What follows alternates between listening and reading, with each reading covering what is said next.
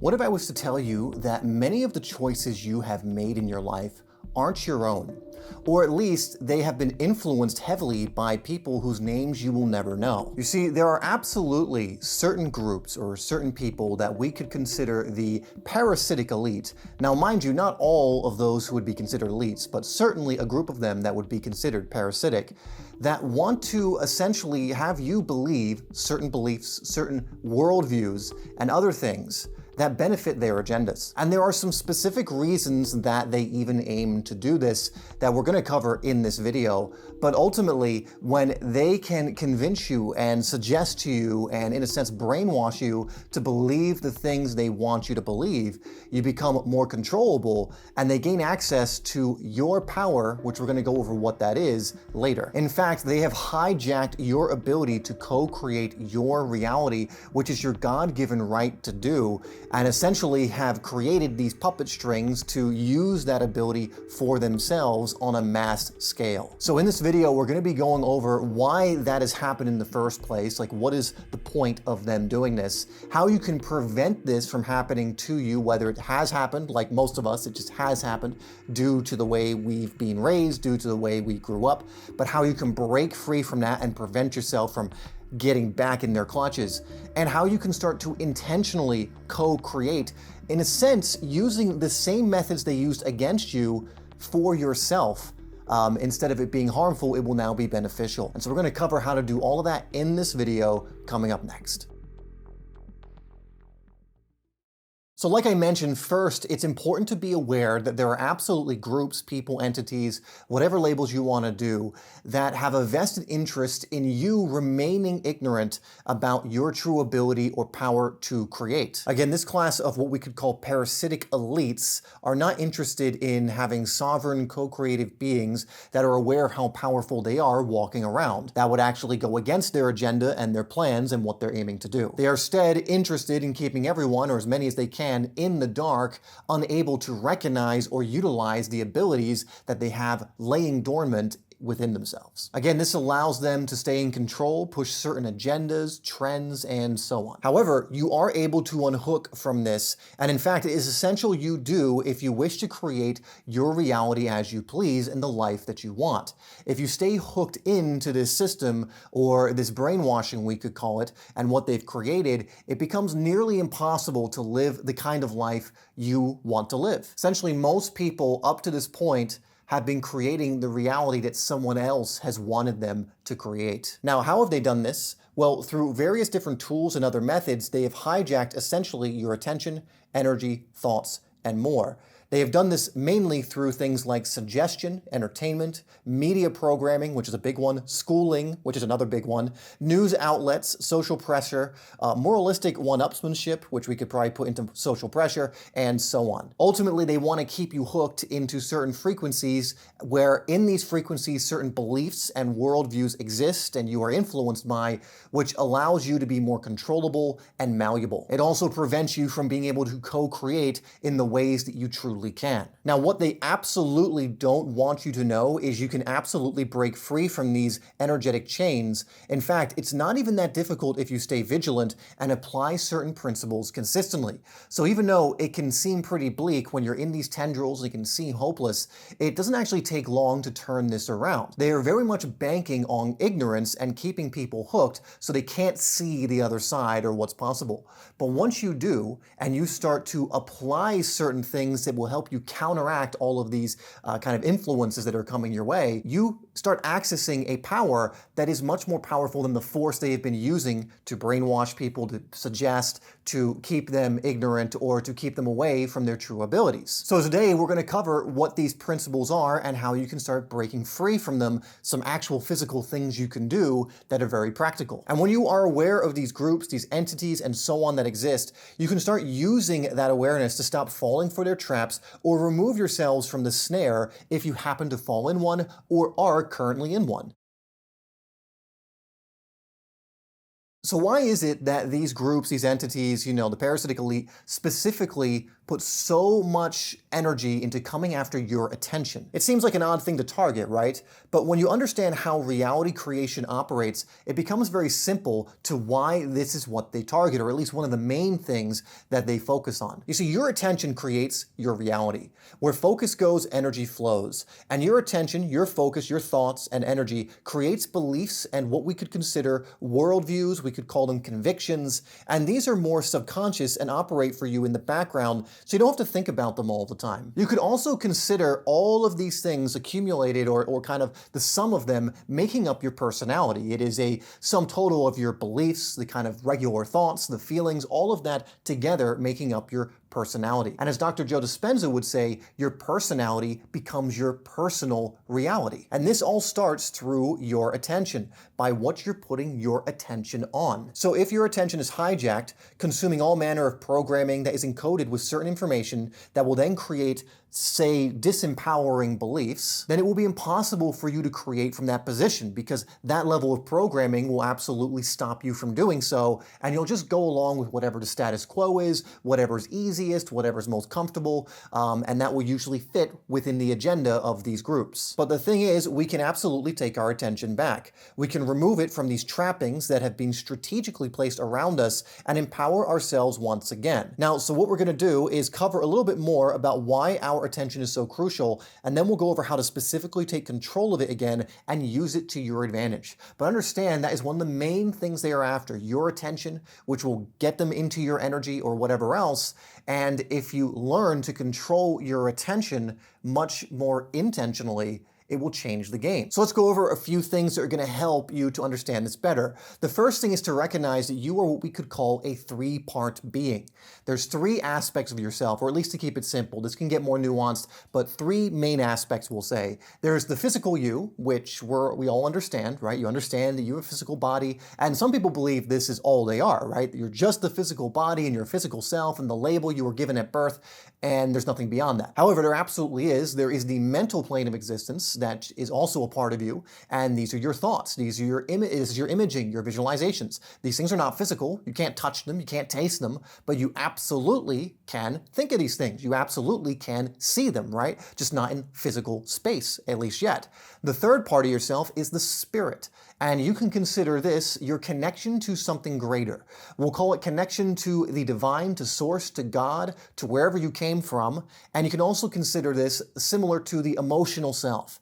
And when we break down emotion, think of it as energy in motion. So that energetic part of yourself, the feelings, your connection to source, how connected you are to that, etc., etc. Now, why is it important to know about these other two parts of yourself? Is because these are the two main parts that these groups, or again, however we want to label it, are aiming to control. This is what they're trying to hijack, the inner realm of yourself, the thoughts, the feelings, your connection to source, kind of cutting yourself off from that as much as you can, as they can. You can never be cut off from this fully, from what you truly are, but you can certainly squeeze the channel, we can call it, when you believe certain things, when you're feeling certain things. It absolutely can cut that off. And so it is through programming, it is through schooling and everything else that they use these tools in order to have you believe certain things. Through repetition, through making sure it's done at a very young age. When you're about ages 0 to 7, you are going through a certain developmental phase where your brain waves, the actual functioning of your brain, is absorbing everything around you. And so the things you learn, you hear, you take in at those ages, and it can go even older, is essential to the foundation you're going to create when it comes to your worldviews and your beliefs. Keep in mind something I say on here all the time, that you get what you think about and feel about most of the time.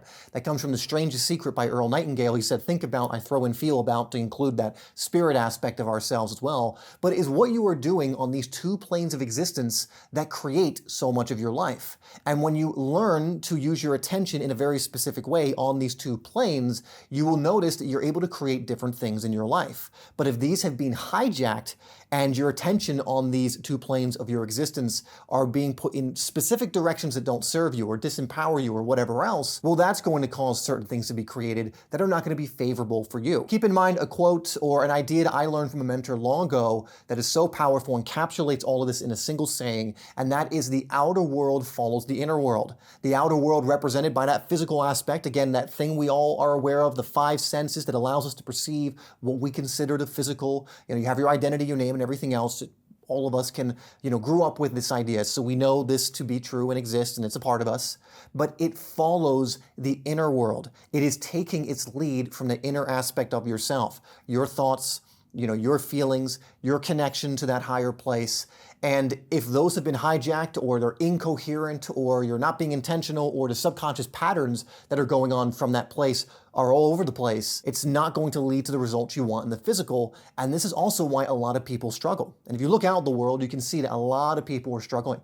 Even people in situations that are not so bad are still struggling because their inner world is a mess. Again, usually it's being hijacked, and subconscious patterns have been created that keep it within that range of staying hijacked, but we can always take that power back, which is what we're going over here. Now, remember that quote I mentioned earlier from Dr. Joe Dispenza, that your personality creates your personal reality, where you can think of the inner world, your inner world makeup, as your personality. It is what you're doing on these planes of existence that is creating your personality, how you're showing up in your life. And so it is crucial that we give this more attention and do specific things so that we can create a personality for ourselves. We can become the version of ourselves that creates a personal reality we actually want to live in. Now, it's important that we cover the subconscious mind a little bit here, because it's going to show why, for example, certain groups and people and everything use repetition in order to program us or to brainwash, or use media and things like that. And what happens when this occurs? Like, how does your subconscious function when it's given certain thoughts over and over again? How does this work? Well, like I mentioned, from a very young age, basically your access to the subconscious was direct. You were absorbing everything, you were taking everything in, you took on the beliefs most likely of your parents for the most part, or authority figures. That's where things like school comes in. Maybe you watch TV when you're a kid and there's a character you really respect, so you start taking its beliefs on board. Perhaps you had an iPad, you were an iPad baby, and you were influenced in who knows what kind of ways, but you're absorbing all of this and it's going straight into forming the subconscious. Now, the subconscious plays a very important role in our lives. It's to store those information and beliefs so that your conscious mind doesn't have to focus on it, because it just wouldn't be able to focus on all these things all the time, right? So it can just help you do that on autopilot while your conscious mind is free to do what it's going to do. But remember that a lot of your beliefs and everything are subconscious. About 95%, I believe, is the number of your behavior and everything else is operating from the subconscious. And so if it's not operating in a way that serves us, we probably want to start doing things to rewire it, to recreate it in a way that does. So here's the way I want you to think about it. I want you to think of your subconscious like a club. Like you have this club, and all of the beliefs, all of the worldviews, all of that personality exists in this club. However, there is a bouncer at the club. This bouncer is represented by what we call your reticular activation system, or activating system, right? Your RAS. Now, what your RAS does is it starts looking out for things in your world that reconfirm the worldviews or the beliefs that exist within the club. And so what I mean is, it will only let things into the club that are in alignment or agreement with the beliefs and worldviews that are already existing or partying or whatever in the club itself. Unless, again, you consciously go to change it. And so, for example, let's say you have a lot of subconscious programming that's very negative and disempowering. And let's say some thoughts then come in your head and they start approaching the club. The bouncer, which is the RAS, will look on the list of things that are allowed to come in and go, oh, come right on in, because, we have these negative worldviews. Of course, they're not labeling it that way, but, oh, yes, I will never be enough. Come on in. Oh, I will never be abundant. Yes, come on in, right?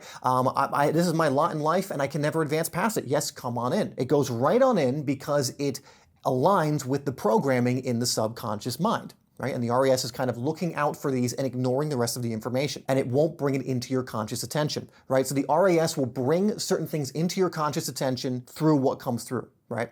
So now let's say certain other thoughts come in. Have you ever noticed that you reject certain thoughts like outright and almost don't understand why? Well, this is one of the reasons why. Let's say someone's trying to say, well, actually, life is abundant and you can be, do, or have anything and everything you want. That starts approaching the club. The bouncer looks at the list and goes, no, you're not on the list. I'm turning you down.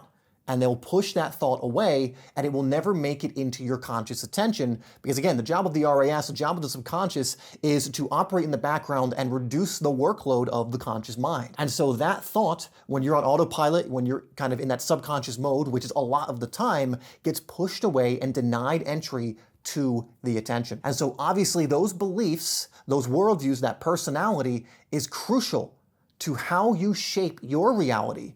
Because again, you get what you think about and feel about most of the time. The outer world follows the inner. And so if the only thing being let in are things that are negative, things that perpetuate the hijacked state of mind a lot of people are in, that is just going to be recreated time and time again. So it is programmed to bring certain things into your attention while it doesn't bring others. A great example of how this works is if you've ever been really excited about a certain car, or someone you knew bought a certain car and it's like kind of in your mind a lot, you've been thinking about it a lot, and then you start seeing that car everywhere. That is because your reticular activation system is basically saying, oh, look, another one, let that into the club. Yes, because it's on the list. I'm excited about this. I want to see more of this. Bring this into my attention. So it's making you aware of when this is in your reality. Those cars may have been going through your reality just as frequently before, but you may not have noticed them because they weren't on the list the RAS had to let into your attention. So ultimately, we need to reprogram this RAS so it starts allowing different things into your attention, which is going to help us reprogram the subconscious mind. Again, we're going to go over some tools that are going to help you to do this. And if you if you're diligent with these tools, if you're consistent with them, you will start to notice that different things start to come into your attention much easier. You will start to notice that there's less resistance towards things that are actually going to be useful for you. And you will notice that certain beliefs and worldviews start to form that serve you more. Another really important reason why we want to take the time to do this is down to something called the observer effect in science. Now, the observer effect basically states that a conscious observer can collapse possibility into the physical. And what I mean is it can collapse what's known as the wave function into a particle representing the physical, and the wave function representing potentiality. And that the nature of reality is that conscious observers actually allow for that process. And so the way you are looking at things absolutely influences things. People look at how things are right now, what's currently in the physical, and go, well, that's just the way it is, not recognizing that through saying that, you are creating more of the same. Where again, if you gave more attention in that inner world and you elevated yourself there, therefore using the observer effect towards those things, it would start to have to collapse what's known as the wave function or possibility into different particles. So your attention, your observations make a huge difference in your life. As Wayne Dyer would say, change the way you look at things and the things you look at will change. Your reality responds and alters based on the way you look at it, the way you observe it. You remember, you are a conscious observer. You are a co-creator. You collapse possibility into reality. So what you put your attention on becomes crucial to what actually is going to show up in your life. And again, there's been numerous studies done on this through things like the double slit experiment, one of the most famous experiments when it comes to this. You can look at the work of Niels Bohr, Schrödinger, Heisenberg, and others that showed this to be the case, and a lot of their research moving towards this kind of quantum level of reality, or quantum reality, basically, that we are living in something like that rather than just a materialistic universe. Like I mentioned, the outer world, what we consider the material, follows the inner world, which is where we're getting at more, is this quantum world. And so what you're doing from that place is going a long way to create what's in your life. Now, be aware when we're talking about observing possibility into reality, it's not like this. You can't just do it once and it collapses in the physicality, simply because the physical, that part of that three-part triangle I mentioned, is the densest rate of vibration. And what that means is it takes the longest for it to show up. You have to continually collapse the wave function in the particle to build up enough energy to create physical change in your life. But if you do, it absolutely will. But the reason is it's a denser rate of vibration, and you should be thankful that it is, because if you could just think of something and it would pop into your existence, many people would be popping into their existence terrible, awful things that they would never want, but because of the way they think, would come in, right? So if you think, for example, of a turtle right away, it's not going to just appear, right? But if you kept thinking about that over and over and over and over again, you wouldn't be surprised to find in your reality, in some form, a turtle sooner or later. Again, it will find its way into your reality because you're observing it, potentiality into physicality, the wave function into particle. It is a part of your co-creative ability, and if you do that long enough, that will be what's created. Again, this is the reason why repetition in programming is used when it comes to controlling people, because it's repetition over and over and over again. You start thinking in that way, you start feeling in that way, and then that is created in your life, the equivalent of these things. So we can do the opposite in order to start creating more of what we want in our lives, use the same process, but in reverse, in a sense, or in a different direction, so that you are creating new things in your life that you actually want, while also unhooking from these influences that are creating the things you absolutely do not want. So speaking about that, let's work on taking your attention back. This is so crucial and will be one of the, in my eyes, most powerful, essential skills you ever learn. Because with the power of your attention, and specifically the power to control your attention, basically everything becomes available to you. You'll be able to create so much in your life. Whatever situation is going on, you will be able to create new ones time and time again by focusing your thoughts, focusing where you are directing your energy, and so much more. So let's go over how we can start doing this.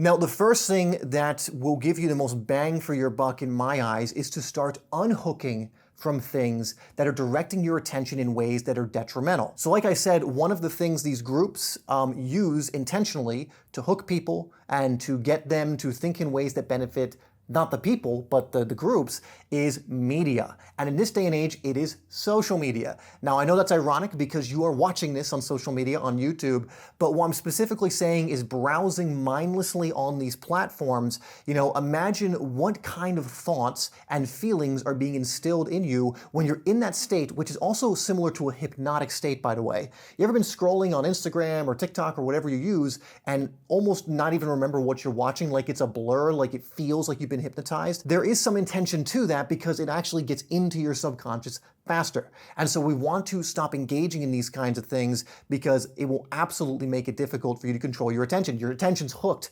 and being taken for a ride in those moments. So things like news, we can also throw in here. You know, we can just call that kind of negative media. It's always negative. I forget, there's an actual, people made an acronym out of it, but I forget what it is. But basically all news is calibrated negative for a reason, right? It's always the worst of the worst, some of it not even real, some of it fabricated, some of it over-exaggerated in order to put you into a certain emotion, fear mainly, or even anger, you know, usually oscillating between the two, which again, think of what that's doing for your attention. Again, social media, like I mentioned, you want to limit your time or at least be more intentional on it. So if you want to watch a specific video, great, go right to that video, watch it, then leave, right? Don't go on the shorts, don't go into browsing, don't go down the YouTube rabbit hole or the Instagram rabbit hole. Things like Instagram, TikTok, shorts, these kinds of things are usually more detrimental because of the dopamine hits they give. And in fact, they were created to have almost like a casino effect, like those slot machine effect. And that's the way they've been set up, where you're scrolling through them, oh, good video, dopamine, scroll, scroll, scroll, gotta get to the next one, oh, dopamine, scroll, scroll, scroll. It's kind of in that same method. And I believe they hired people who are coming out of these Ivy League schools who are amazing at these kind of things to set it up in a similar way to how casinos addict people in slot machines. Now, a few other things that are worth unhooking yourself from is gossiping all the time or negative talk. Now, negative talk is self-talk, catching yourself when you're doing that. Again, what's being allowed into the attention. And obviously negative talk about others or gossiping about others, limiting it as much as you can. Again, everyone is a being that's sending out an energy and a frequency, and it's easy to be receptive to this. It's very easy to be receptive to those around you. They are also co-creative beings, whether they know it or not. They are powerful. They are sending out signals, even if it's detrimental signals. And so when you're in those environments and you're kind of getting sucked into those conversations and everything else, you are absolutely being influenced by it. And the next thing with unhooking is just be aware of what I call the mental diet. Now, the mental diet is like a physical diet. What are you putting in? Again, through what you're watching, what you're consuming, and what are you, allowing to be yourself be influenced by. Again, if you are eating junk food all the time and food that's not good for you and all that kind of stuff, you can't really expect to have a physically fit body. And it's the same with your attention and mind and everything else. If your attention isn't being trained, if you're allowing all these dopamine hits, if you're allowing yourself to be influenced by all these different things, you're eating the equivalent or consuming the equivalent of junk food, but for media, for the mentality, for the spirit. And so if you're not giving it good material, it can't produce good things for you. And so just to become aware of that and to be more intentional with what you are consuming, not just physically, but also mentally and spiritually. And that will go a long way to helping you succeed with this and can transform you, in fact, once you get better at it. Now, before we move on to a couple of the other tools you can use, if you want to do this at a deep level and you really want to get this under control, work with me, get coaching while you go through it, and get some amazing results like many of our clients, you can check out my reality creation program, which I will link down below, where you can learn a little more information, how it works, and see if it's a good fit for you. Now let's move on to some of the other tools. The next is we need to monitor our thoughts. Again, if we just allow the subconscious mind that at the moment for most is not primed or created in a way that's serving them, we need to bring more awareness to what we're thinking and what the RAS is looking at and rejecting and letting in. You see, with the RAS, you can override it if through your conscious attention, you are being aware of your thoughts. And then you almost become like the bouncer to the club. And you're kind of watching the bouncer, making sure that it's letting the things in that you want and not the things that you don't want, right? And so in this way, we become more aware of our thoughts, and a thought comes in, and instead of unconsciously just letting it through, we look at that and ask ourselves, do I really want to let that in? In fact, think of thoughts like a buffet. And let's say you're at some part in the buffet and there's every possible thing here, everything exists here, and you're eating something that you don't enjoy or don't want in your life, let's say it's negative thoughts. You wouldn't just at an actual buffet just keep shoveling this thing into your mouth, right? You would take a step back and you would choose something different in the buffet. And with your thoughts, I want you to think of it like a similar thing. So let's say a certain thought that you don't really want to be a part of you anymore, you don't want to accept it into your subconscious mind or into a deeper part of yourself, comes in and you're aware that it came in, and you might miss some, don't worry about it. You just do your best with this, but it came in. Notice that you're eating that or you're about to, take a step back and then choose differently. Choose a different thought in its place. Again, thoughts absolutely direct your attention. A lot of things start at the level of thought, so it's crucial to do it at this level. Focus more on what you do want, not what you don't want. Because if you focus on what you don't want, you bring that into the subconscious, you're just creating more of that. And so again, if you're at the buffet and those thoughts start coming up, can't do this, but whatever it is, take a step back. Do I really want to reinforce this? Do I really want to allow this to go into my attention to the club and everything else? I don't? Okay, what do I want to replace it with? What would I rather sample or try or eat in the buffet? Now, to make this even more powerful, you can ask yourself, what is the best next thought that I could reach for that's within range of my believability? Because one thing you'll notice is if you try and force upon certain thoughts on yourself that you just don't believe, it's not going to work. You can't get those things into the subconscious. It's kind of like when you do affirmations and someone's like, hey, I want you to repeat,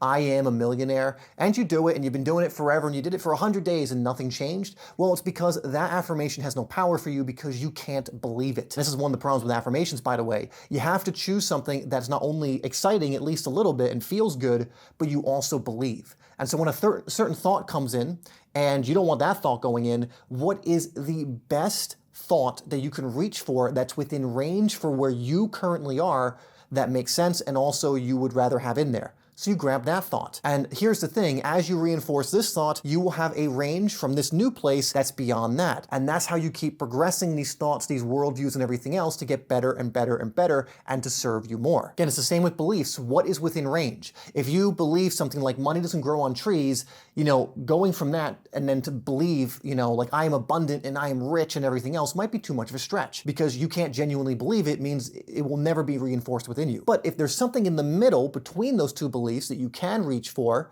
what is that thing within reach from where you currently are, you can start to reinforce that. And understand, if you reinforce that, there will be a new thing that is within reach from this new place. See what I'm getting with that, right? So you can then keep moving along until eventually you are at that point where you're like, I'm abundant, I always have enough and more coming all the time, whatever it is you want to believe. Now, because your attention probably has been hijacked for a decent period of time, you may have what's called energetic blocks in in you. Now, this can make it very difficult to shift your attention because these blocks are like brick walls that prevent you from getting to these new thoughts and other things that you want to start installing. And so one thing that can really help you quickly remove these blocks faster than anything else is what I go over in this video next, where we go over something called shadow work. And I go over some of the best techniques that I've ever found to do this, and it's like dissolving these walls and these blocks so you can just get in there and start installing what it is you actually want as far as beliefs,